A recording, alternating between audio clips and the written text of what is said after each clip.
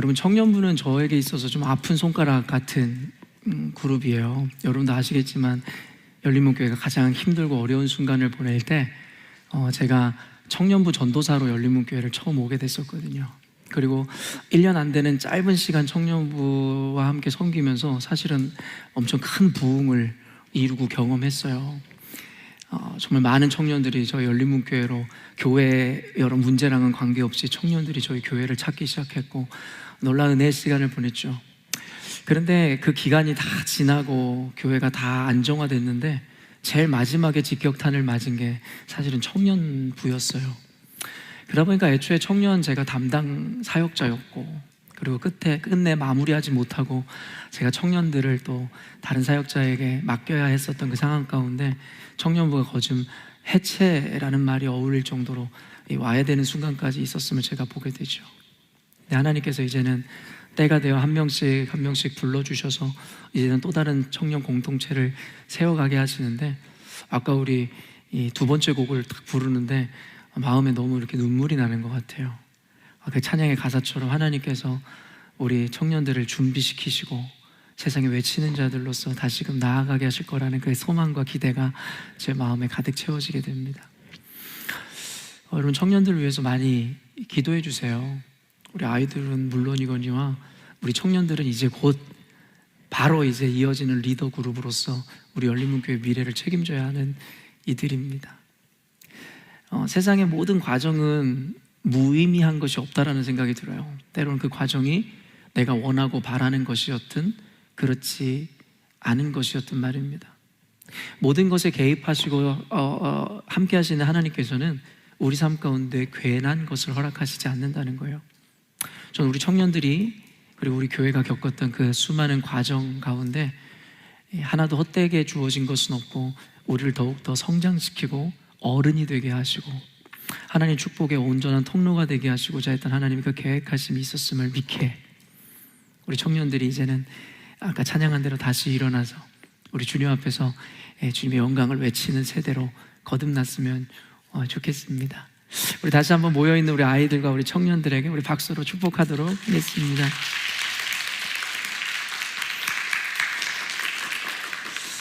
오늘 광고 여리고 릴레이 기도회에 대해서 여러분이랑 함께 나누었는데요, 갑작스럽게 만들게 된 기도 모임이고 캠페인입니다.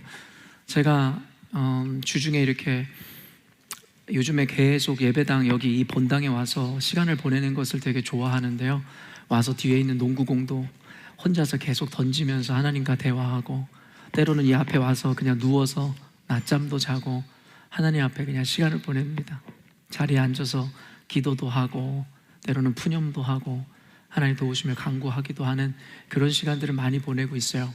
근데 지난 금요일에는 제가 그냥 하염없이 이 본당 이 공간, 우리 교회가 꽤 넓잖아요, 계속 하염없이 걷고 걸었어요. 그러면서 생각났던 것이 이 여호수아와 이스라엘 백성들이 가나안 땅에 입성했을 때 처음에 정말 난공불락의 성이라고 하는, 절대 무너지지 않는 여리고 성이라는 큰 관문을 하나님 주셨어요.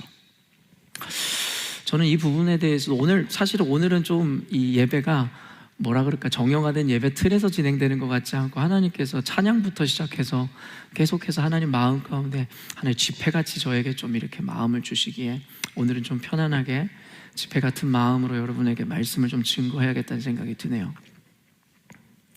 본당을 이렇게 돌면서 이 여리고성을 이 목전에 두었던 여호수아와 이스라엘 백성들이 생각이 났거든요. 근데 저는 이 본문을 묵상할 때마다 그런 생각이 들었어요. 하나님 왜 이렇게 첫 관문부터 이렇게 어려운 걸 주시지? 그러니까 여러분도 아시겠지만 가나안 땅은 약속의 땅이었잖아요. 마침내 광야 생활을 마치고 그곳에 입성했는데, 저는 생각할 때 그 이후에 아이성이라든가 작고 작은 성들도 많이 있었거든요. 근데 우리 모든 게 단계란 게 필요하잖아요. 좀 아이성이나 작은 성 같은 걸 함락시키고 그때 좀 용기가 생기고 자신감이 붙었을 때 좀 더 큰 성을 맞이하고 그랬으면 좋았을 건데, 하나님께서 단번에 난공불락의 성이라고 이야기하는 그 여리고 성을 그들의 눈앞에 세워두시더라는 거예요. 저는 이것에도 많은 영적인 의미가 있을 거라는 생각이 드는데요, 근데 하나님께서는 더 기가 막히게 그 난공불락의 성인 여리고성 앞에서 절망 가운데 있었을 이스라엘 백성들에게 어떤 무기를 제공한다든가 어떤 용기를 불어넣는다든가 힘써 싸우라는 명령을 하는 것이 아니라 그냥 여리고성을 도르라는 거예요. 도르라는 거예요. 여러분 상식적으로 생각해봐. 우리 어린 친구들도 한번 상식적으로 생각해봐요. 앞에 거대한 성이 있어요. 우리가 꼭 거길 지나가야 돼요. 그러면 하나님께서 함께 하신다라는 것의 의미는 강한 무기를 준다든가 강한 용기를 주어야 되는데 너무나도 황당하잖아요. 그냥 그 성을 7바퀴씩 매일 돈 다음에 마지막 날에, 그래서 14바퀴를 총 도르라는 명령을 하시는 거죠. 제가 이번에 이렇게 본당을 계속 돌면서 그때 여호수아와 이스라엘 백성의 마음은 어떤 마음이었을까를 생각해 보게 되었어요. 정말 그들의 발걸음이 힘차고 당당하고 믿음의 발걸음이었을까요? 꼭 그렇지만은 않았을 것 같아요. 한 바퀴 두 바퀴 돌면서 불평이 터져 나오기도 하고, 왜 우리한테 지금 이런 쓸데없는 짓을 시키시는 거지? 지금 여리고성 위에서 군대들은 그들을 조롱하고 비난하고 있어요. 니네들 지금 뭐 하는 짓이냐라고. 근데 그들은 불평이 있든 어쨌든 여호수아의 인도함을 받아 묵묵히 하나님의 명령대로 그 성을 돕니다. 그때 마지막 날에 양각 나팔을 불고 하나님의 말씀대로 함성을 치는 순간 여리고성이 무너지더라는 것이죠. 하나님은 과정을 통해서 성장시키십니다. 약속의 땅으로 들어가는 이스라엘 백성들에게 하나님은 큰 교훈을 주고 싶었는지도 모르겠어요.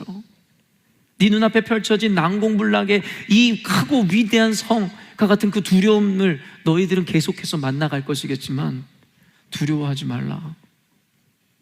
내가 너희와 함께 할 것이다. 오늘날의 그리스도인들을 보면서, 아니 저의 모습을 보면서 그런 생각이 들어요. 너무 이성적이어지고 그리고 너무 상식적이어진다는 거예요. 어떤 상황이나 문제를 눈앞에 뒀을 때에 어떻게 그 문제를 해결할까부터 생각합니다. 어떤 방식을 어떠한 모양으로 이겨낼까에 대해서 생각합니다. 그곳에는 하나님에 대한 신뢰와 믿음은 없어요. 다만 자신의 방법과 노력과 열심만이 있을 뿐이죠. 노력과 방법과 열심을 부정하거나 잘못됐다는 이야기가 아니에요. 하나님은 하지만 우선순위를 늘 먼저 정하셨어요. 너희들이 최선을 다하되 열심을 다하되 나를 믿고 신뢰하는 마음이 결여된 열심과 그리고 너희들의 최선은 또 다른 모양의 우상일 뿐이다라고 말씀하시는 것이죠.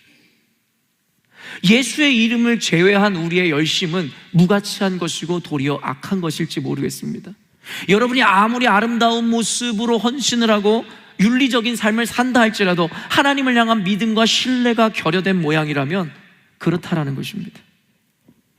하나님께서 이 시대 교회와 저희 교회 가운데 이 과정과 성장의 과정을 통해 말씀하시는 것이 무엇인 줄 아십니까?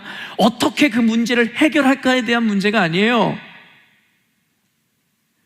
너희들이 오롯이 나를, 하나님을 신뢰하고 믿는 믿음이 회복된다, 되기를 원한다라고 말씀하십니다. 저는 믿습니다.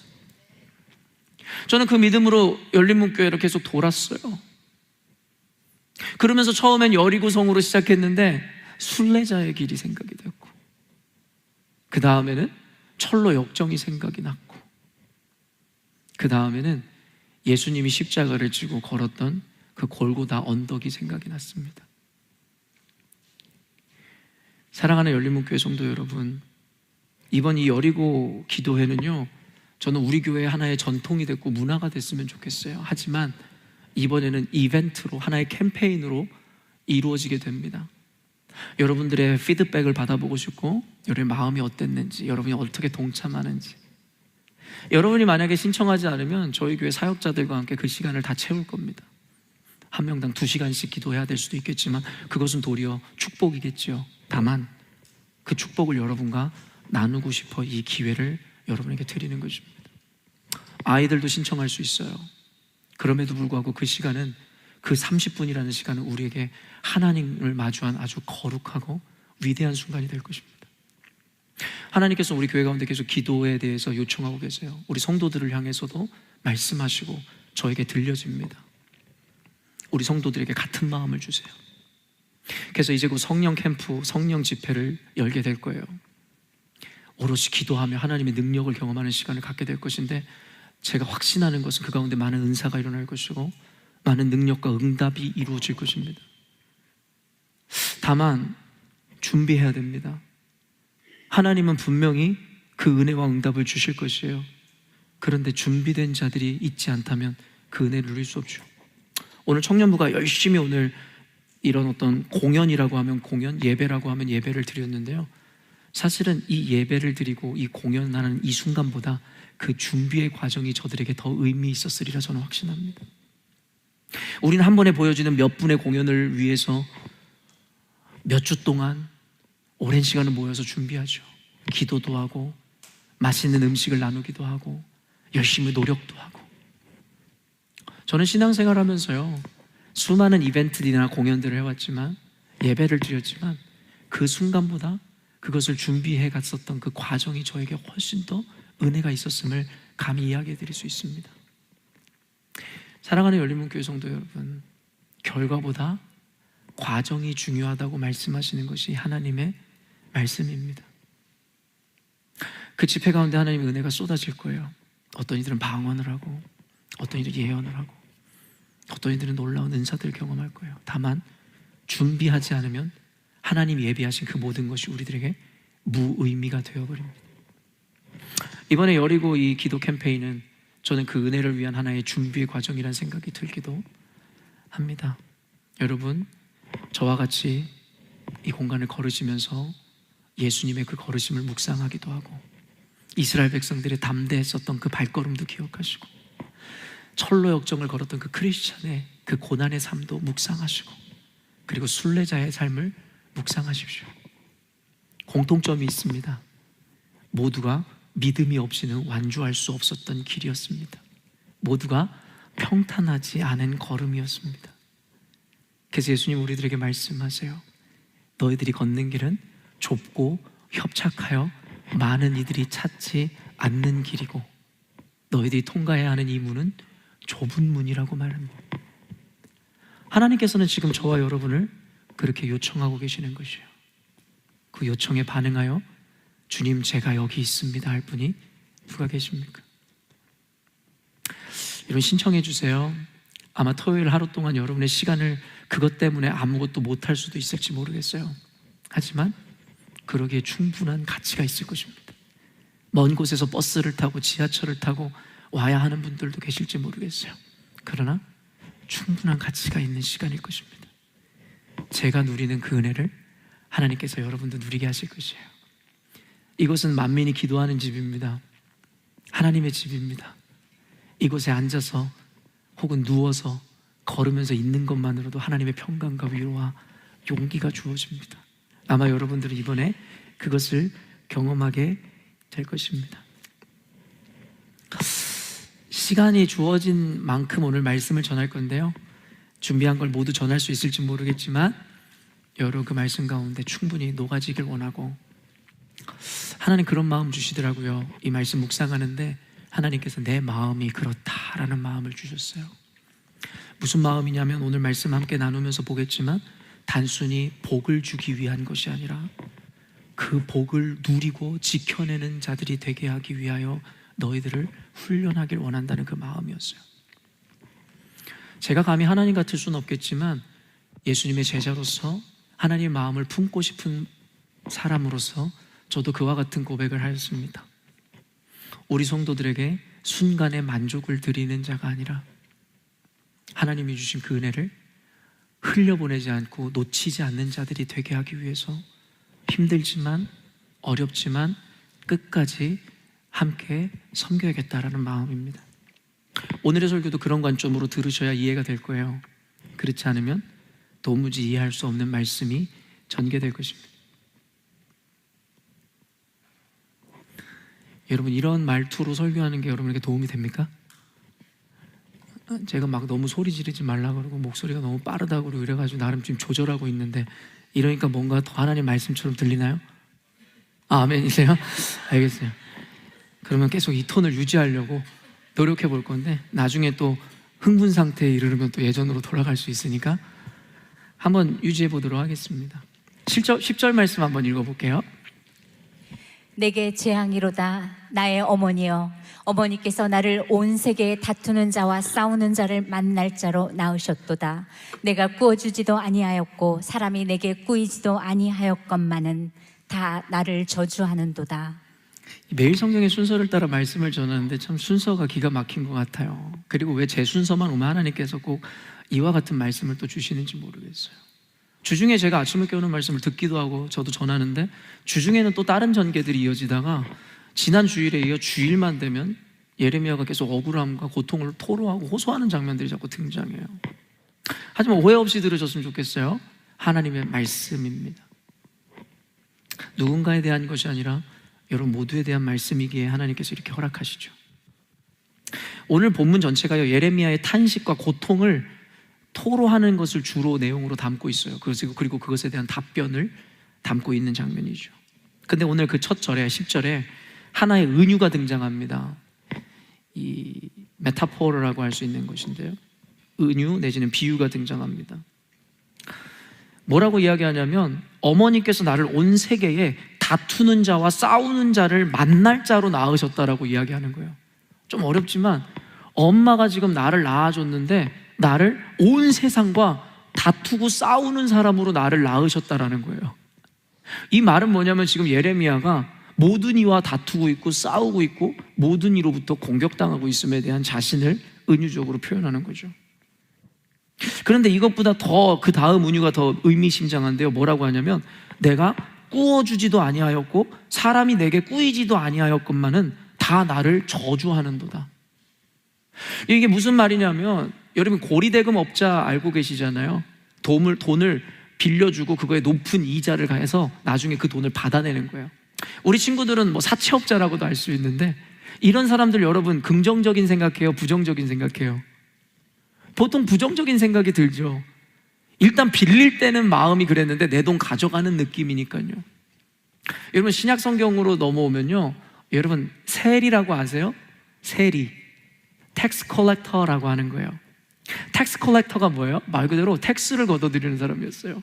삭개오가 그래였고, 여러분 잘 알고 있는 마태라는 제자가 그와 같은 직업을 갖고 있었는데요, 사람들이 모두 싫어했어요. 이유가 뭘까요? 세금을 걷어다가, 텍스를 걷어다가 자신들을 압제하고 있었던 로마 정부에 바치는 자들이었거든요. 그러니까 그 사람들은 늘 외로웠어요. 유대 동족들에게도 인정을 못 받고, 그리고 로마 사람들에게 속하지도 못하고, 자신들이 그냥 돈을 버는 목적으로만 외롭고 고독하게 살아갔죠. 근데 어느 날 예수님이 그 삭개오를 찾아가신 거예요. 예수님이 마태를 찾아가신 거예요. 예수님이 찾아가는 순간 그들의 인생이 완전히 변화되게 되었죠. 여러분 어찌됐든지 간에 내 돈을 가져가는 사람을 우리는 필연적으로 미워하고 싫어하게 되어 있어요. 그런데 예레미야가 지금 이 은유를 뭘 사용해요? 내가 꾸지도 않았다고, 그리고 나는 빌려준 적도 없다고, 그런데 사람들은 다 나를 저주한다고. 여러분 이 은유가 지금 뭘 의미하는 줄 아십니까? 사실 나는 아무런 간여를 하지 않았는데도 괜히 사람들은 나를 미워한다라는 이야기를 하고 있는 거예요. 여러분 목회자들 사이에 그냥 우리들끼리라는 이런 이야기들이 있어요. 아니땐 굴뚝에 연기 나랴 라는 말이 있잖아요. 그러니까 여러분 땔감도 내지 않았는데 어떻게 불이 탈 수 있어요? 그러니까 어떤 일이 있다는 건 뭔가 근거가 있다라는 거죠. 근데 목회자들 사이에 우리끼리 하는 농담 아닌 농담, 위로 아닌 위로가 뭐냐면, 아니땐 굴뚝에서 연기 날 뿐만 아니라 없던 굴뚝도 만드는 것이 교회다라는 말을 해요. 근데 이게 비단 목회자들만의 이야기일까요? 아니죠. 아까도 얘기했지만 그 길을 걸어가는 그리스도인들에게 닥쳐오는 이야기들입니다. 예레미야는 지금 그 고통을 호소하고 있는 거예요. 어머니는 나를 세상에 나가서 모든 이들의 공격을 받는, 시비를 당하는 사람으로 나를 낳으셨고, 나는 아무 일도 하지 않았지만 모든 사람들이 나를 저주하는 자리로 나를 이끄셨다라고 이야기하는 거죠. 얼마나 억울하고 깊은 상처를 입었으면 이렇게 이야기하는 거예요. 애초에 어머니까지 등장시키면서 애초에 엄마가 나를 낳지 말았어야죠 라는 뉘앙스로 이야기하죠. 여러분 이것은요, 이스라엘 사람들이 자신들의 고통을 호소할 때 흔히들 사용하는 레토릭이라고 하는 건데요, 그냥 수사학, 그냥 말하는 방식이에요. 너무 억울하고 화가 나니까요. 너무 힘이 드니까요. 근데 이건 이스라엘 사람들뿐만 아니라 여러분들도 종종 삶에서 어렵거나 힘든 일 경험하면 이런 얘기 하지 않아요? 엄마 왜 나를 낳았어? 이럴 거면 왜 나를 낳은 거야? 이런 이야기들 하는 분들 계시잖아요. 그러니까 애초에 왜 엄마 나를 낳아서. 그래서 여러분 욥도 그러하였고, 자신이 애매하고 억울한 고통 가운데 있을 때 내가 어미의 뱃속에서 나지 말았어야 하는 저주받은 자라고 스스로를 한탄하죠. 그런데요, 여기에는 함정이 있어요. 사실은 대상을 바꾸었을 뿐 이와 같은 이야기를 하는 자들은 하나님을 원망하고 있는 거예요. 여러분, 이게 오버랩 되는 게 뭔지 아세요? 예레미야 1장을 보면요, 이렇게 이야기하는 거죠. 내가 내 어머니의 엄마의 뱃속에서 이미 너를 선지자로 내가 택하여 불렀노라고 하나님께서는 분명히 말씀하셨죠. 예레미야는 근데 대놓고 하나님에게 원망은 못하겠고, 다만 이렇게 이야기하는 거죠. 어머니 왜 나를 낳으셨습니까? 근데 이 말이 뭔지 아십니까? 하나님을 원망하는 거죠. 사랑하는 성도 여러분, 그리고 청년, 우리 학생 여러분, 우리가 무의식적으로라도 세상을 탓하거나 환경을 원망하는 말을 해서는 안 돼요. 이는 곧 세상을 주관하시고 모든 만물을 다스리시는 하나님을 원망하고 모욕하는 것과 똑같으니까요. 엄마 왜 나를 낳았어? 라고 이야기하는 것은 어머니를 모욕하는 게 아니라 하나님을 모욕하는 거죠. 여러분 종종 그런 이야기 하지 않아요? 내 남편이나 와이프를 향해서 그런 이야기를 하죠. 내가 당신을 만난 것이 큰 한이야. 왜 당신 같은 사람 만나서 이런 이야기를 한단 말이에요. 그리고 또 어떤 이들이 이러죠. 왜 내가 하필이면 이 호주에 와가지고, 미국이나 영국이나 그 좋은 나라들 빼놓고 하필이면 호주에 와가지고 내가 왜 이 고생을 하냐라고 이야기하는 분이 혹 계실지 모르겠어요. 대상을 내 남편, 와이프 혹은 이곳 호주를 향하고 있지만 여러분, 그것은 바로 하나님을 모욕한 것이고 하나님을 원망한 것이에요. 여러분의 배우자를 만나게 하신 분이 누구신데요? 하나님이십니다. 여러분 이곳 호주 땅으로 이끄신 분이 누구신데요? 하나님이죠. 다만 우리는 대놓고 하나님을 모욕할 수 없기에 우리는 그럴듯하게 대상을 바꿔가면서 자신의 억울함을, 자신의 고통을 토로하죠. 그러나 그것은 바로 불신앙의 열매인 것이에요. 사랑하는 학생 여러분, 부모님을 원망하지 마세요. 여러분이 부모님을 원망하는 것은 하나님을 원망하는 것과 똑같은 거예요. 상황과 환경을 탓하지 마십시오. 그것이 곧 하나님을 모욕하는 것일 수도 있다라는 것이죠. 그에 대한 대답으로 하나님께서 뭐라고 말씀하시는지 아세요? 11절 말씀입니다. 여호와께서 이르시되 내가 진실로 너를 강하게 할 것이요 너에게 복을 받게 할 것이며 내가 진실로 내 원수로 재앙과 환난의 때에 내게 강구하게 하리라. 여러분 결국에는 뻔한 답을 주세요. 뭐라고 하냐면 네가 이렇게 억울함을 당하고 고통을 당하면 너를 강하게 하고 복을 주며 재앙과 환난의 날에 하나님만 의지하게 하려 함이다라는 하나님의 궁극적인 이유를 얘기하시죠. 지난주 설교에서도 이야기했듯이 그 억울함을 토로하는 예레미야에게 네가 보행자와 경주하면서도 견뎌내지 못하거늘 나중에 말과 경쟁에서 이겨낼 수 있겠냐라는 은유를 쓰셨죠. 네가 평안한 땅에서는 할렐루야 하나님을 노래할지라도 만약에 댐이 터져서 너희들에게 강이 넘쳐 흐를 때 너희들은 어찌 살 수 있겠냐라고 반문하시죠. 그 이야기를 통해서 여러분 뭘 전했어요? 하나님이 우리를 단단하게 하시고 우리를 훈련시키셔서 더 큰 사명으로 더 큰 복을 받아 누리는 자들로 우리를 인도하십니다라고 여러분과 함께 나누었었죠. 여러분 그런데요, 하나님께서 여기서 복을 받게 하신다라는 것은 단순히 여러분들에게 여러분이 원하는 것을 준다의 의미가 아니라는 거예요. 하나님이 이와 같은 과정을 통해서 여러분을 만들어 가시는 이유는 단순히 복을 주는 것이 아니라 더 중요한 것은 그 주신 복과 번영을 온전히 누리고 여러분이 받아낼 수 있는 그릇이 되게 하길 위해서다라는 거예요. 우리 이런 얘기 할 수 있어요. 하나님 복을 주시려거든 그냥 주시지 공치사하는 것도 아니고 뭐 이렇게 어렵게 한 다음에 주십니까? 우린 이런 얘기를 흔히들 하죠. 여러분 근데 그거 아세요? 하나님은 이스라엘 백성을 통해 임상실험을 하셨어요. 그들에게 번영과 축복을 줬더니 어땠어요? 그래서 오롯이 그 복을 누리는 것이 아니라 오히려 그들의 번영을 하나님을 원망하고 하나님을 떠나는 이유로 만들어버렸죠. 돈이 많고 적음의 문제가 아니라 결국엔 그 돈을 사용하는 내가 어떤 존재가 되는지가 너무 중요하다는 것을 우리들에게 말씀하시죠. 여러분, 밑 빠진 독에 물 붓기라는 말이 있어요. 여러분, 항아리 아시죠? 항아리. 이걸 독이라고 이야기하는데요, 그 독에 여러분 구멍이 나 있는 거예요. 깨져버린 거예요. 근데 수고해가지고 여러분이 물을 떠다가 거기다가 붓는다고 생각해 보세요. 이걸 바로 밑 빠진 독에 물 붓는다라고 이야기하는 거예요. 하나님은 밑 빠진 독에 복을 붓고 싶어 하지 않으셨어요. 아무리 복을 부어주면 뭐 할 건데요? 그것을 다 흘려버리거나 아니면 오히려 그 복으로 인해서 우리가 더 악한 자의 길을 가게 되어지는데요. 그래서 주님께서는 단순히 복을 주길 원하는 것이 아니라 여러분의 그릇을 만들어주고 싶었던 거예요. 왜요? 그것이 궁극적으로 그 복을 온전히 담아낼 수 있는 자가 되기 때문이다라는 것이죠.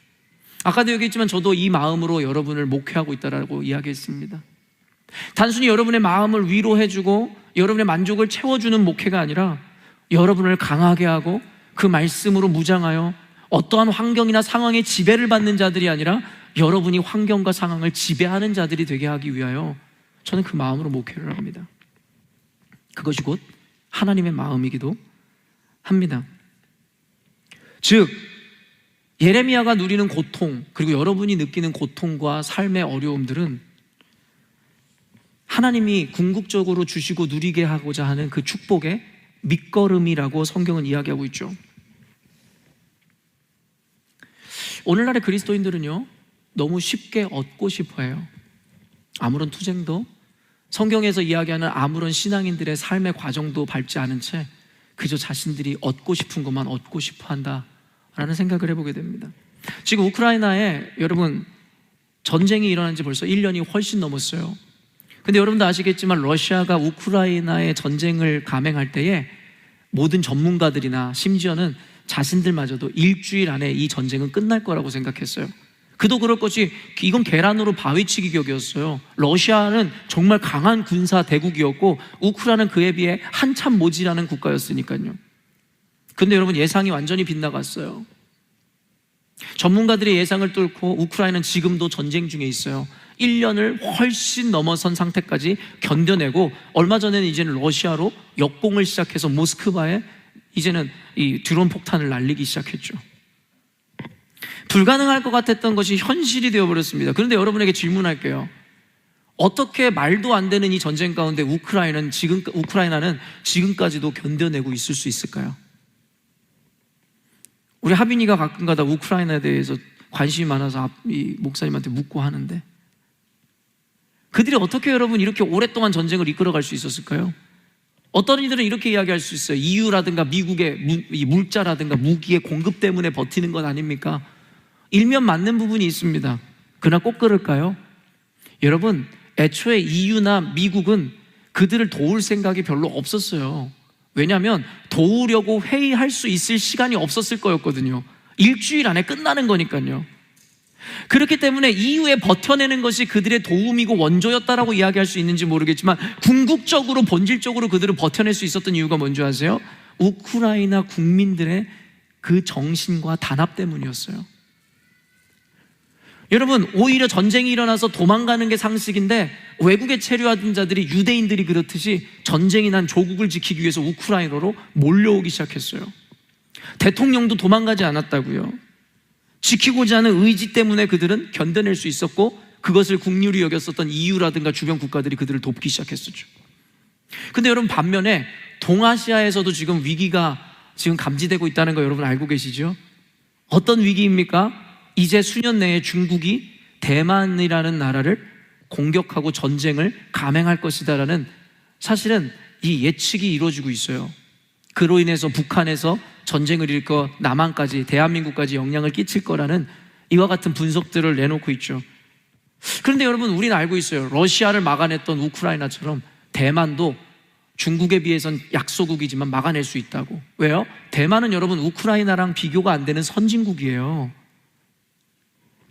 그런데요 전문가들의 예상은 다릅니다. 어떻게 예상하고 있는 줄 아세요? 그들은 아마 전쟁에서 버텨내기 힘들 거라고요.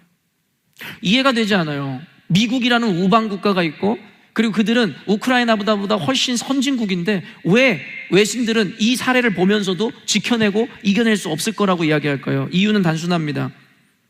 대만 국민들과 함께 인터뷰를 하고 설문조사를 했었던 것을 얼마 전에 공개했는데요, 대만 국민들의 생각이 이랬어요. 미국이 있어 전쟁이 일어나지 않을 것이다 라는 생각이 지배되어 있어요. 안전 불감증이죠. 그리고 만약에 전쟁이 일어나면 당신은 어떻게 할 겁니까? 라는 질문에 대만 청년이 이와 같은 답변들을 내놓죠. 전쟁이 일어나면 당장 이웃 나라로 도망갈 겁니다. 얼마 전에 제가 보았던 책 중에 승리는 거저 주어지지 않는다라는 책을 보았습니다. 사랑하는 성도 여러분, 승리는 거저 주어지지 않아요. 그것에 투쟁하고 맞서 싸울 때에 쟁취되고 얻어지는 거예요. 근데 오늘날의 그리스도인들과 젊은이들은 거저 주어지는 은혜, 거저 주어지는 무언가를 바랄 뿐이죠. 우리 그리스도인들도 그냥 그저 주어지는 승리에 도취되어 있어요. 그래서 교회에서 흔히 인사하는 게 뭐예요? 샬롬. 샬롬이 무슨 뜻이에요? 평안을 빌어주는 거죠. 아살람 알라이쿰 같은 이야기예요. 그리고 또 뭐 있어요? 승리하세요. 여러분, 평안을 빌어주고 승리하라는 말 무슨 의미인지도 모르고 그냥 좋은 거잖아요. 승리, 평안. 근데 너무나도 안타깝게도 여러분, 그 승리와 평안을 경험한 성경의 인물들이 어떠한 희생과 어떠한 삶을 살았는지에 대해서는 생각하지 않고 그들이 누렸던 결과론적인 승리와 평안에만 도취되어 오늘날의 그리스도인들은 이와 같은 인사를 난무하죠. 승리하세요. 평안하세요. 근데 그 승리와 평안을 누리기 위해서는 어떠한 삶을 살아야 되는지에 대해 가르치고 있는 성경의 가르침에 대해서는 조금도 관심을 기울이지 않아요. 왜냐하면 우리에겐 과정은 필요 없고 결과론적인 복만 원하면 될 뿐이기 때문이겠죠. 우리는 이런 말을 잘 알고 있어요. 쉽게 얻은 것은 쉽게 잃는다는 말입니다. 왜요? 쉽게 얻었기 때문에 얻어진 것의 가치나 소중함을 모를 뿐만 아니라 감사와 은혜도 알지 못한다는 것이죠. 우리 친구들은 들어봤는지 모르겠지만 부자가 3대를 가지 못한다는 말이 있어요. 무슨 말인지 알아요? 부자는 알겠는데 3대, 여러분 이 3 generation이 다 부자로 살지를 못한다는 거예요. 그런데 우리는 이렇게 생각해 볼 수 있잖아요. 애초에 부잣집에서 태어났으니까 경쟁력도 갖췄고 그를 서포트할 수 있는 리소스나 자원들이 너무나 많은데 왜 그 부를 3대까지 이어가지 못한다는 이야기를 할까? 여러분, 1세대 여러분의 아버지가 열심히 고생해서 열심히 일을 해서 부를 이뤄놨어요. 부자가 됐어요. 좋은 집에 살고 좋은 차를 타고 다녀요. 근데 2세대, 3세대는요 그냥 태어났어요. 태어나 보니 우리 아버지가 사장님이고 태어나 보니 내가 살고 있는 집이 거대한 대저택이에요. 감사를 알까요? 고생을 해본 자만이 어떠한 의미에서 주어진 결과인지를 깨닫게 되죠. 그런데 오늘날의 많은 이들은 이와 같은 사실을 잃어버렸습니다. 우리가 그처럼 원하는 명문대의 진학도, 비즈니스의 성공도, 그리고 잘 먹고 잘 사는 것도 하루아침에 주어지는 것이라면 우리는 그런 이루어진 일들로 아무런 감흥이 없을 거예요. 아무런 마음에 어떤 의미가 없을 거죠. 여러분에게 한번 질문해 볼게요. 어떤 자매가 열심히 아르바이트를 해요. 청년이니까 돈이 많지 않죠.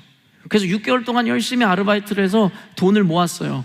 그리고 마침내 그렇게 꿈에 그리던 구찌 매장에 가서 여러분 명품 백을 하나 딱 사는 거예요. 그 명품 백을 딱 사가지고 들고 나오는 그 청년의 마음이 어떨까요? 클로이 어땠어? 너무 좋잖아요. 그걸 껴안고 자고 싶고 그것을 갖고 다니고 자랑하고 싶고 얼마나 소중해요. 그런데 얼마 전에 메이웨더라는 세계적으로 정말 성공한 권투 선수를 한번 보았는데요, 뭐 샤넬이며 구찌며 이런 매장에서 그 사람이 쇼핑하는 방식이 뭔지 아세요? 여기서부터 저기까지 주세요. 그리고 그 사람이 쇼핑할 때는 아무도 못 들어가요. 그 사람 혼자 쇼핑을 해요. 근데 제가 이 설교를 하려고 그래서 그런 건지 우리 와이프도 3일 전에 저한테 그런 얘기를 하더라고요. 여보, 나도 여기서부터 저기까지 다 주세요 하고 싶다고. 계속 꿈도 꾸지 마. 여러분들 그런 생각이 들었어요. 여러분에게 선택하라 그러면 여러분도 우리 와이프처럼 그런 생각할 거 아니에요. 여기서부터 저기까지 다 주세요를 선택하고 싶잖아요. 그런데요, 아까도 얘기했지만 6개월을 열심히 모아서 명품백 하나를 사는 그 청년의 마음과 너무 당연하게 여기서부터 여기까지 다 주세요 했던 사람의 마음과 누가 더 그 행복과 감사와 은혜를 깨닫는 사람일 거라고 생각하세요? 우린 답을 알고 있잖아요. 근데 너무 아이러니게 뭔지 아세요? 답을 알고 있지만 우리의 선택은 늘 다른 곳을 향하고 있죠. 그게 우리 신앙인들의 모순입니다. 여러분, 제가 하는 설교 못 이해하시는 분이 어디 있어요? 너무 당연하잖아요. 다 알고 있잖아요. 여러분이 신앙생활 1, 2년 했습니까? 근데 여러분 어때요? 그 뻔하고 당연한 것이 우리에게는 뻔하고 당연한 삶이 되지 못하죠. 그래서 우리가 걸어가는 길이 좁은 길이고 좁은 문인 것입니다. 알고 있지만 아는 게 아니고 알고 있지만 선택하지 않는 삶이 그리스도인들의 삶입니다. 오늘날의 그리스도인들의 삶은 너무 상식적이에요. 너무 살만해요. 그게 바로 비정상입니다. 성경에서는 그런 그리스도인들의 삶을 이야기한 적이 없음에도 불구하고 말입니다. 올림픽에 나가서 메달을 따는 자들을 보면요, 또한 어떤 스포츠에서 우승하는 이들을 보면요, 많은 분, 대부분들이 다 눈물을 흘려요. 여러분도 보셨죠? 눈물을 흘려요. 왜 그럴까요? 금메달을 마침내 따서 너무 좋은 순간인데 그들은 왜 우는 걸까요? 첫째, 기쁨의 눈물일 거예요. 그리고 둘째, 안도의 눈물일 것이고 셋째, 감사의 눈물일 거예요. 왜요? 오직 이 한순간을 위해서 올림픽에 나가는 사람들은 4년 동안 진짜 친구도 안 만나고 제대로 먹지도 못하고 정말 이 살을 깎고 뼈를 깎는 노력으로 그 자리에 올라왔을 거거든요. 그러니 그들에게 주어진 그 금메달의 의미는 그저 몇 돈짜리 금의 무게가 아니에요. 그들 삶의 모든 것을 보상하는 가치인 것이죠. 그저 얻어진 것은 그저 잃어버리게 되어 있어요. 전 요즘에 우리 선명이가, 우리 교회의 자랑이기도 한 선명이가 대회 나가서 상을 받아오고 1등 해오고 너무 자랑스럽습니다. 근데 제가 자랑스러운 것은 단순히 그 결과가 아니에요. 1등 하지 않았어도 괜찮았을 것 같아요. 그래도 충분히 자랑스러웠을 거예요. 왜요? 그 대회에 나가기 위해서 흘렸던 땀을 알고 있기 때문이죠.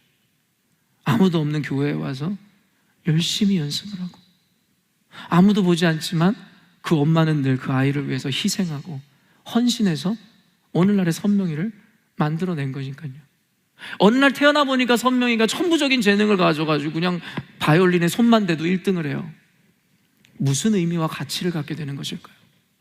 여러분, 우리는 유형의 것과 무형의 것의 가치를 온전히 인식할 수 있어야 돼요. 그렇지 않으면 우리는 신앙의 온전한 관념을 받아들일 수 없습니다. 피나는 노력과 희생과 헌신이 있을 때에 이뤄낸 결과라야 나에게 의미가 있고요. 그리고 그렇게 후회 없는 최선을 통해서 얻어난 꼴등이어야 원망이 없습니다. 1등 했다고 감사가 있는 게 아니고 꼴등 했다고 원망이 있다고 착각하지 마세요. 그리스도인들은 그렇지 않아요. 1등 해도 감사, 꼴등 해도 감사해요. 왠지 아세요? 그 과정을 아시는 주님 앞에 이 무게를 알기 때문이죠. 청소년 여러분, 우리 모든 성도 여러분, 거저 주어지는 것은 아무런 유익이 주어지지 않나요? 그냥 믿어지는 것은 은혜가 아닙니다. 하나님은 여러분에게 충분히 그 광야의 길을 걸어가게 하실 거예요. 왜냐하면 여러분에게 진짜 감사와 진짜 은혜를 주길 원하시는 하나님의 마음 때문에요. 진짜 부모가 아니라면 아이에게 그냥 우는 아이에게 그 울음을 그치게 하는 순간의 방법을 사용할 거예요. 우는 애가 너무 지겨우니까 그냥 사탕을 입에 물리든가 아니면 그냥 뭐 좋아하는 아무거나 주고 아니면 뭐 뽀로로 그냥 틀어주고 주고 말 거예요. 근데 진짜 부모는 그렇게만 하지 않아요. 우는 이 아이를 진짜로 성장시키기 위한 고민을 할 겁니다. 하나님은 우리의 참 아버지십니다. 믿으십니까? 그런 아버지가 우리에게 주시는 그 훈육과 그 징계와 그 가정을 우리가 피한다면 우리는 사생하여 참 아들이 아니라고 성경은 이야기하고 있죠. 시편 126편 5절 말씀입니다. 함께 읽어볼게요. 눈물을 흘리며 씨를 뿌리는 자는 기쁨으로 거두리로다. 여러분, 농부가 결실을 맺기까지 그가 흘린 땀과 수고가 얼마나 큰 것입니까? 그리고 그 결과로 얻게 되는 것이 결실이고 열매인 것이에요. 하나님은 단순히 우리에게 복과 번영을 주기를 원하시지 않는다고 다시 한번 말씀드립니다. 그 복과 번영을 온전히 누리고 지켜내는 그릇이 되게 하기를 원하신다는 거예요.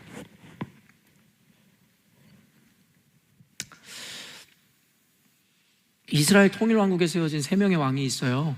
첫 번째 왕이 누구였죠? 사울 왕이었고, 두 번째는 다윗 왕이었고, 세 번째는 솔로몬 왕이었습니다. 여러분 잘 아시다시피 사울 왕은요, 그냥 하나님의 부르심으로 인해서 그냥 어느 하루아침에 왕이 됐어요. 원치 않았는데. 그리고 이내 곧 망했습니다.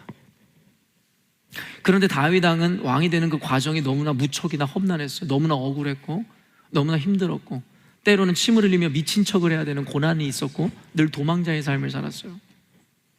그리고 마침내 그 광야 학교를 졸업하고 그가 왕이 되었을 때 그의 왕좌는 지금까지도 모든 이에게 칭송을 받는 위대한 왕이 되었죠. 근데 그 이후에 솔로몬 왕은 어땠을까요? 어느 날 그냥 왕이 됐어요. 아버지가 왕이라는 이유 때문에. 그리고 솔로몬은 망했습니다. 우상 숭배자로 전락했습니다. 이걸 통해서 우리에게 뭘 말씀하시나요?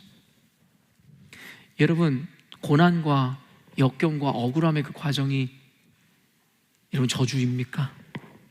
고통입니까? 하나님의 실수입니까? 아니요, 실수가 아닌 것이겠죠. 여러분, 여러분의 자녀들이 이 3명의 왕 중에 어떤 왕이 되길 원하세요? 사울 왕, 다윗 왕, 솔로몬 왕. 근데 이렇게 이야기했지만 어떤 분은 대놓고 이렇게 이야기하는 분이 계실지 모르겠어요. 그래도 내 딸은, 내 아들은 솔로몬 됐으면 좋겠다.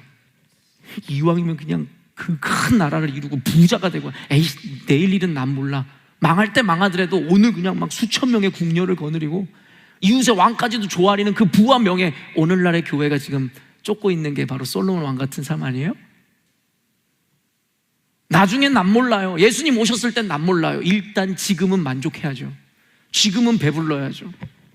누구도 다윗 왕이 되고 싶어 하지 않아요. 아까도 이야기했어요. 머리로는 다윗 왕이지만, 믿음으로는 다윗 왕이지만, 실제 우리의 선택은 솔로몬 왕이죠.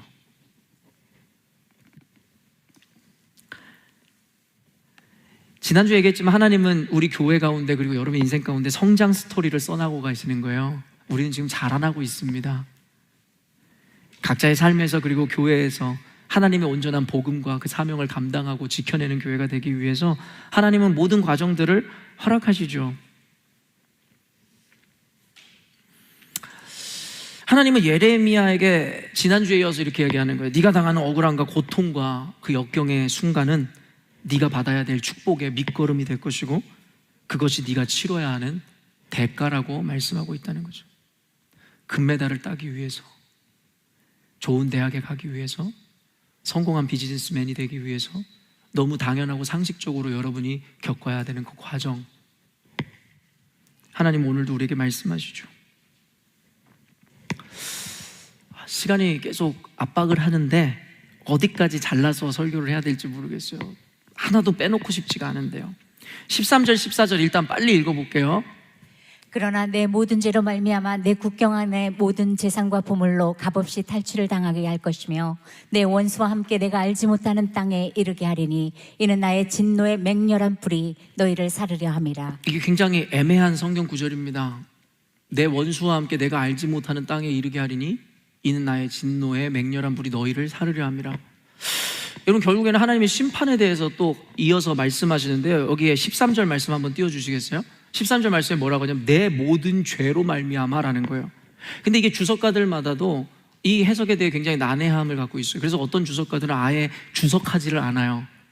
그리고 어떤 주석가나 매일 성경의 해설자는 이렇게 해석합니다.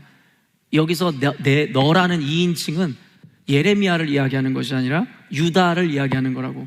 그래서 유다의 모든 죄로 말미암아 너희들은 이제 바벨론에 의해 멸망할 것이라는 것에 대한 예언이라고 이야기하지만 저는 동의하지 않습니다.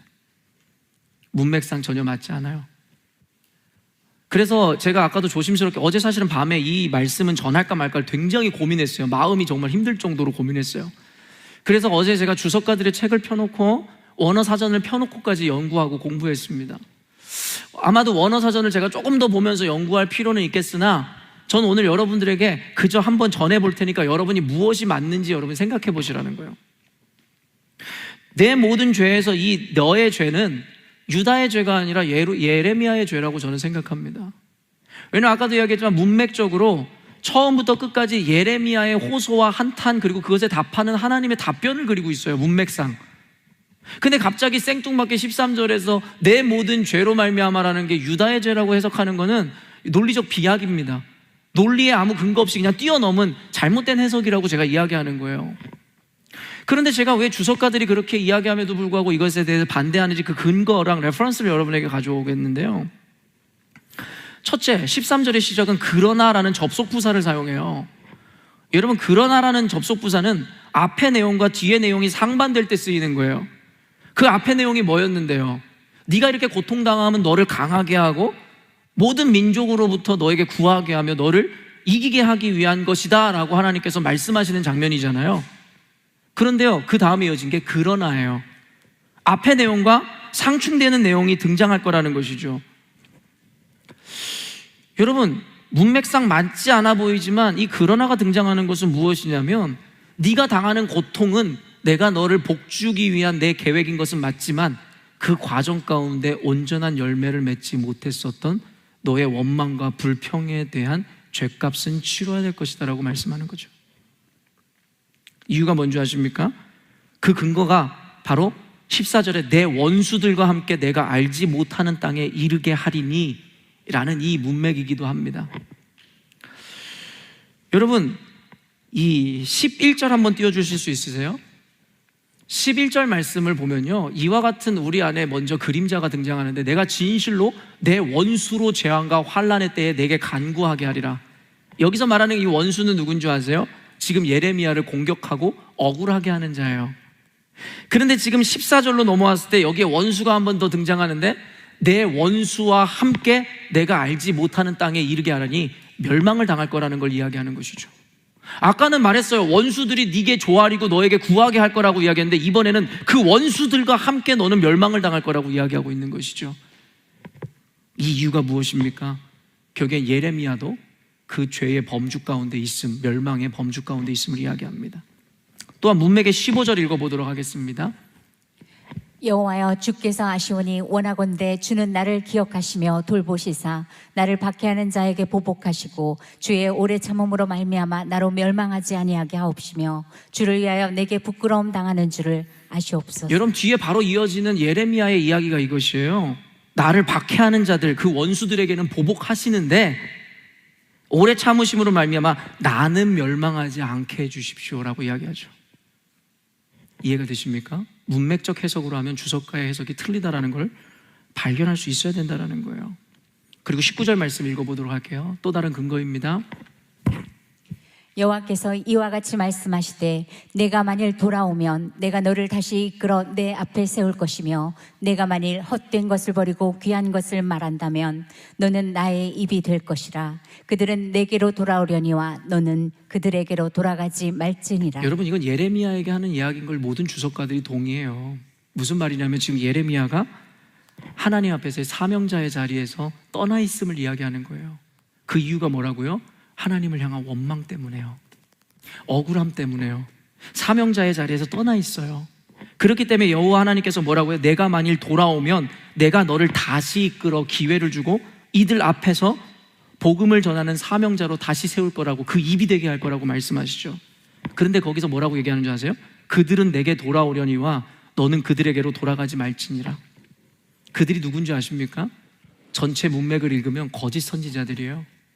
평안하다, 평안하다, 괜찮다, 괜찮다, 여호와의 심판은 오지 않을 것이다 라고 얘기했었던 그들, 이스라엘 백성들에게 그들을 안도시키고 평안을 얘기했었던 거짓 선지자들. 너는 그들에게서 돌이키겠거니와 그들에게 돌아가지 말라고 이야기하고 경고합니다. 지금 예레미야는 실족한 상태예요. 하나님을 원망하고 있다고요. 왜요? 자기가 당하는 억울함 때문에요. 고초 때문에요. 15절에서 18절에서 보면요, 더 확실하게 드러나는데 제가 읽어드릴게요. 시간 관계상. 여호와여, 주께서 아시오니 원하건대 주는 나를 기억하시며 돌보시사 나를 박해하는 자에게 보복하시고 주의 오래 참으심으로 말미암아 나로 멸망하지 아니하게 하옵소서. 주를 위하여 내가 부끄러움 당하는 줄 아옵소서. 만군의 하나님 여호와시여, 나는 주의 이름으로 일컬음을 받는 자라. 내가 주의 말씀을 얻어먹었사오니 주의 말씀은 내게 기쁨과 내 마음의 즐거움이오나 내가 기뻐하는 자의 모임 가운데 앉지 아니하며 즐거워하지도 아니하고 주의 손에 붙들려 홀로 앉았사오니 이는 주께서 분노로 내게 채우셨음이니이다. 나의 고통이 계속하며 상처가 중하여 낫지 아니하면 어찌 됨이니이까. 주께서는 내게 대하여 물이 말라서 속이는 시내와 같으시리이다. 여러분, 이게 아주 교묘한 예레미야의 악함이 드러나는 장면이에요. 지금 얼핏 보면 굉장히 신앙적 고백을 하는 것 같잖아요. 근데 하나님의 이 말씀 앞에 항변하는 거예요. 15절에 너도 원수들과 함께 멸망당할 거라고 하니까 예레미야가 뭐라고 이야기합니까? 15절에 주를 위하여 내가 부끄러움 당하는 줄 아옵소서.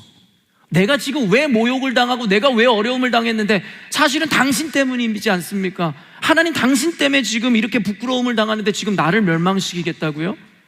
그리고 또 어떤 말을 하는 줄 아세요? 자기 먼저 포장을 하죠. 나는 주의 말씀으로 일컬음 받는 자라. 주의 말씀을 얻어먹었사오며 주의 말씀은 내게 기쁨과 내 마음에 즐거움이 오나. 그냥 즐거움입니다라고 끝났으면 되는데 즐거움이 오나라고 하면서 자신의 변명을 들러붙이는데 뭐예요? 내가 기뻐하는 자의 모임에 앉지도 아니하고 즐거워하지도 않고 주의 손에 붙들려 홀로 앉아 있었다고. 고독했다고. 나는 외로웠다고. 뭐 때문에? 주의 말씀 때문에. 주의 말씀을 전하는 사명 때문에 나는 외로웠다고. 그런데 뭐래요? 이는 주께서 분노로 내게 채우셨습니다. 하나님이 지금 나에게 분노로 채우셨다라고 원망하는 거죠. 그러면서 결정타를 날리는데 뭔지 아세요? 이로 인해서 나의 고통이 계속하며 상처가 중하여 낫지 아니하는데 주께서는 내게 대하여 물이 말라서 속이는 시내와 같다라고 하면서 하나님이 자기를 속였다라고 이야기하죠.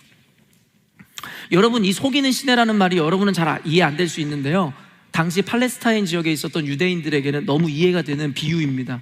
이유가 뭐냐면, 여러분, 이 와디라는 것이 있어요. 와디라는 것은 무엇이냐면요, 여러분, 여름철에 비가 많이 내릴 때에는요, 그 빗물이 고이고 고여서 물길이 내기 시작하고 물 웅덩이가 생기잖아요. 근데 팔레스타인 지역의 특성상 비가 오지 않으면 완전 건기가 찾아와요. 그럼 그 물이 다 말라버리는 거예요. 그런데 여전히도 어때요? 그 와디라는 게 남아있는 거예요. 물길과 웅덩이가 남아있는 거죠. 근데 여러분, 이 광야에서 이 목이 말랐던 사람이 저기 멀리서 보니까 물길이 보이는 거야. 이 와디가 보이는 거예요. 그러니까 얼마나 기대를 가지고 거길 찾아갔겠어요. 아, 이제 내가 그 물로 이 고통에서 벗어날 수 있겠다. 그런데 갔는데 뭐예요? 물길은 있는데 물은 없는 거예요. 속았다라는 생각이 들죠. 지금 예레미야가 토로하는 게 뭔지 아세요? 내가 주를 위해서 지금까지 고통당하고 이와 같이 처절한 인생을 살았고 아무런 보상도 받지 못했는데 지금 주님은 지금 와디와 같이 지금 나를 속이고 있는 겁니까? 내가 지금 고통 중에 아파하고 힘들어했는데 하나님은 지금 나를 위로하기는커녕 하나님 어디 계셨습니까? 지금 나를 속이는 시내와 같으시니까. 이건 모든 주석가들도 동의하는 이야기죠. 누가복음 21장 16절에서 19절 말씀입니다. 심지어 부모와 형제와 친척과 벗이 너희를 넘겨주어 너희 중에 몇을 죽이게 하겠고 또 너희가 내 이름으로 말미암아 모든 사람에게 미움을 받을 것이나 너희 머리털 하나도 상하지 아니하리라. 너희의 인내로 너희 영혼을 얻으리라. 여러분, 성경에서 뭐라고 얘기하는 줄 아세요? 너가 믿는 부모와 형제와 친척과 벗이 너를 넘겨주고 너를 박해할 거라고 이야기했어요. 그들이 잘못됐나? 아니요. 이건 영적인 의미예요. 그들 때문에 너희들이 죽게 될 것이고 너희가 내 이름으로 말미암아 미움을 당하게 될 것이다라고 이야기하죠. 그러나 너희 머리털 하나도 상하지 않고 너희들은 인내로 인해서 영혼을 얻을 것이다라고 예수님 말씀하셨어요. 근데 여기에 핵심이 있습니다.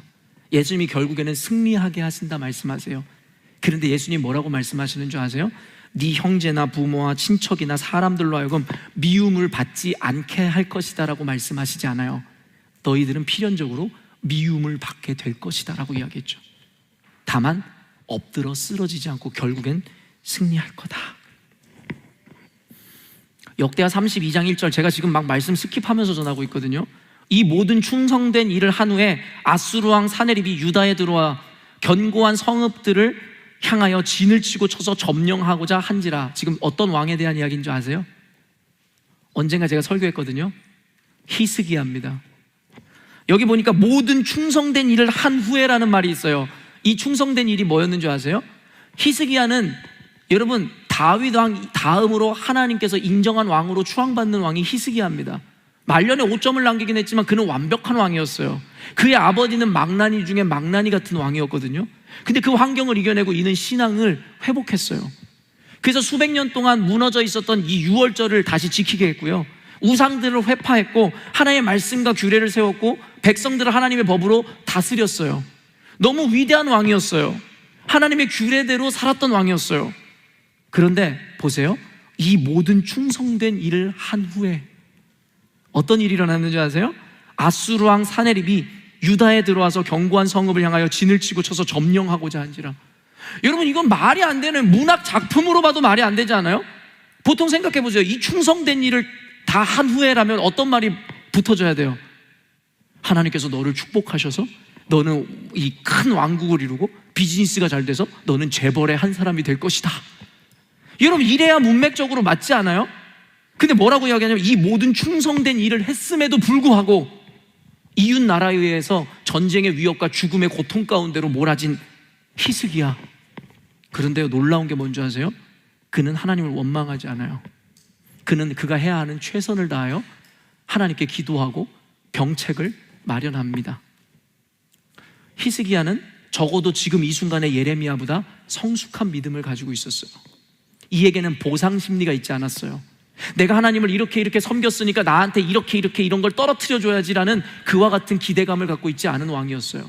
근데 예레미야는요, 하나님의 일을 실컷하고도 자기가 당하는 어려움과 고통으로 인해서 왜 내가 주의 일을 하면서 이런 모욕을 당해야 합니까? 라는 미성숙을 보여주었던 것이죠.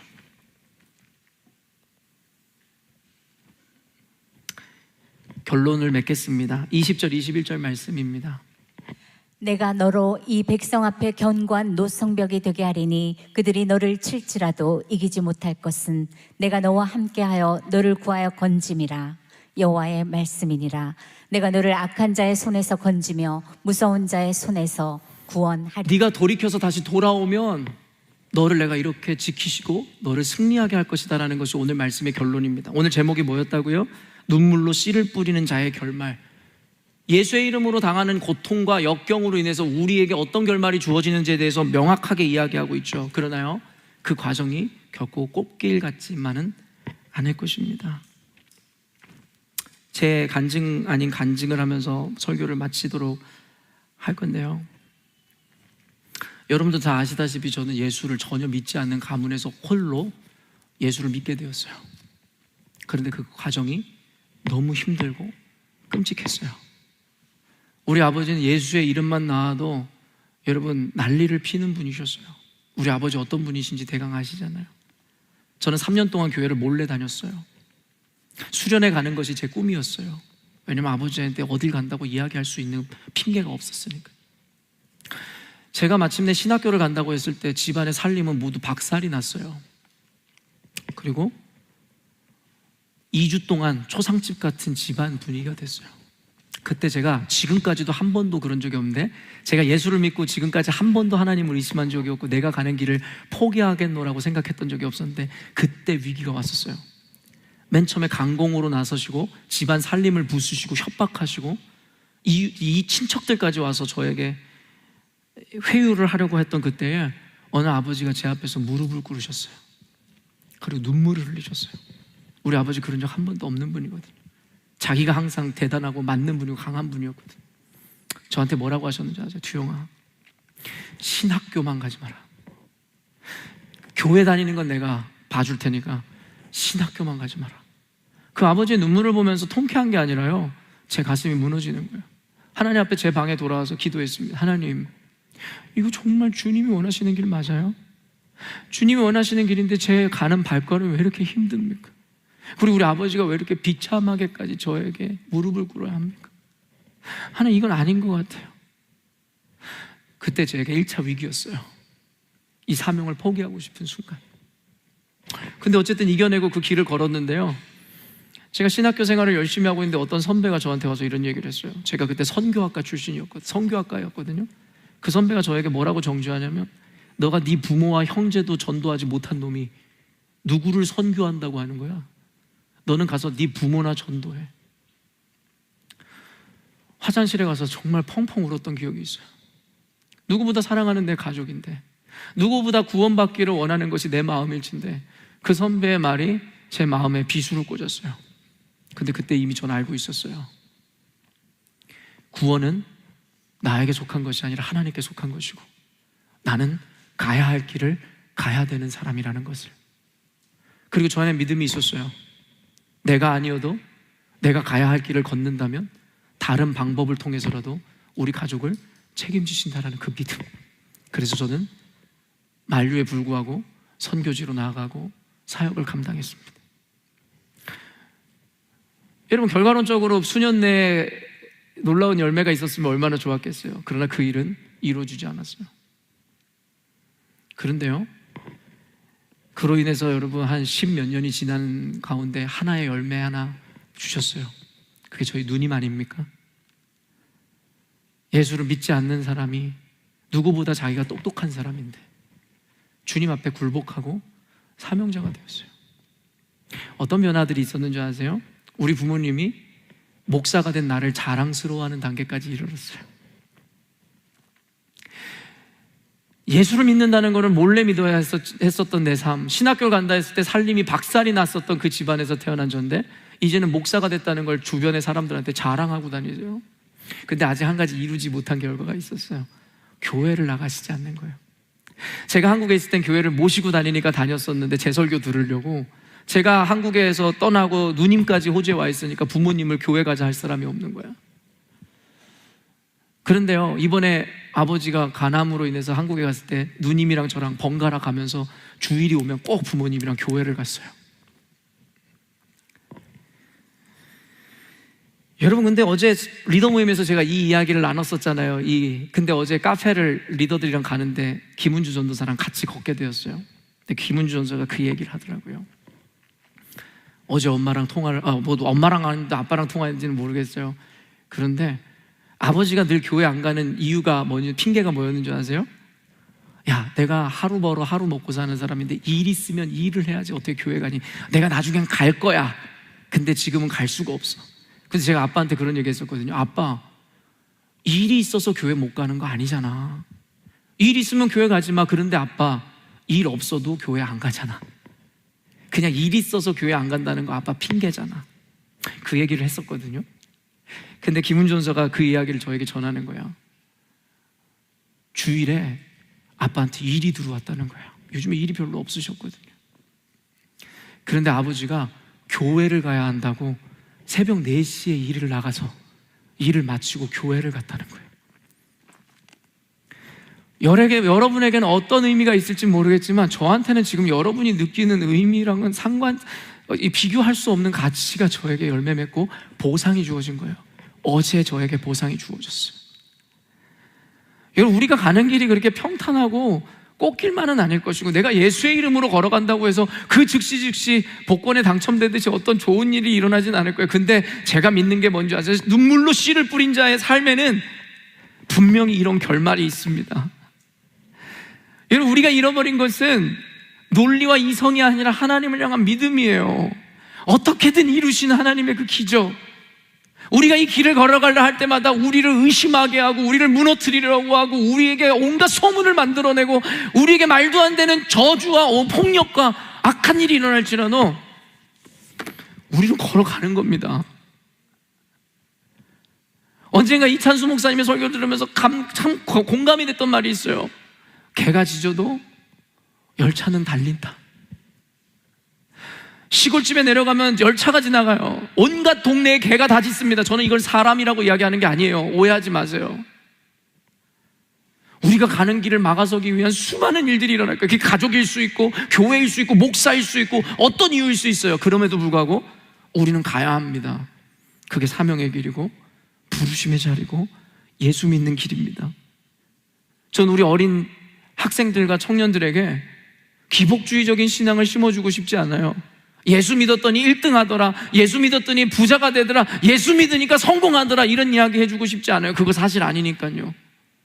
예수 믿으면 당하지 않아도 되는 고통과 고난이 더 많을 거예요. 전 우리 친구들이 예레미야처럼 강하게 성장했으면 좋겠어요. 환경과 상황에 의해 지배를 받는 신앙이 아니라 내 믿음으로 상황과 환경을 지배하는 신앙인이 됐으면 좋겠어요. 그래서 저는 우리 성도들에게, 우리 아이들에게 거짓된 신앙을 가르치고 싶지 않아요. 단순히 그들이 원하는 복을 던져주는 자가 아니라 그 복을 끝까지 지켜내 구원을 이루는 자녀들로 자라나길 원합니다. 사랑하는 성도 여러분, 오늘 말씀을 통하여 들을 귀 있는 분은 들으시고 하나님 앞에 선한 열매 맺으시기를 주님의 이름으로 축원합니다.